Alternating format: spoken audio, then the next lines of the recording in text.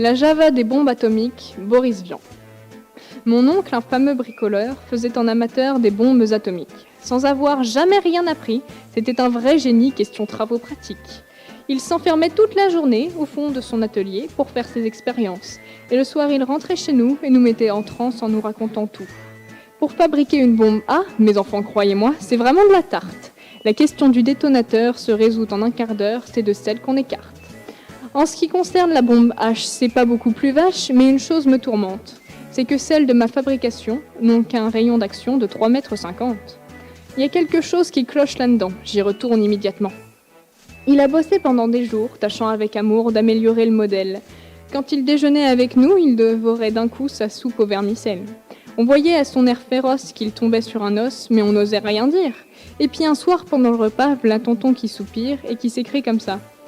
À mesure que je deviens vieux, je m'en aperçois mieux, j'ai le cerveau qui flanche. Soyons sérieux, disons le mot, c'est même plus un cerveau, c'est comme de la sauce blanche.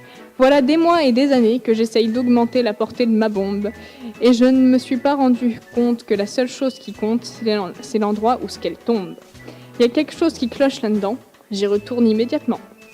Sachant proche le résultat, tous les grands chefs d'État lui ont rendu visite. Il les reçut et s'excusa de ce que sa cagna était aussi petite. Mais sitôt qu'ils sont tous entrés, il les a enfermés en disant « Soyons sages ». Et quand la bombe a explosé, de tous ces personnages, il n'est plus rien resté. Tonton, devant ce résultat, ne se dégonfla pas et jouait les andouilles. Au tribunal, on l'a traîné et devant les jurés, le voilà qui bafouille. Messieurs, c'est un hasard affreux, mais je jure devant Dieu en mon âme et conscience, en détruisant tous ces tordus, je suis bien convaincu d'avoir servi la France. On était dans l'embarras, alors on le condamna, puis on l'amnistia. Et le pays reconnaissant, l'élut immédiatement chef du gouvernement.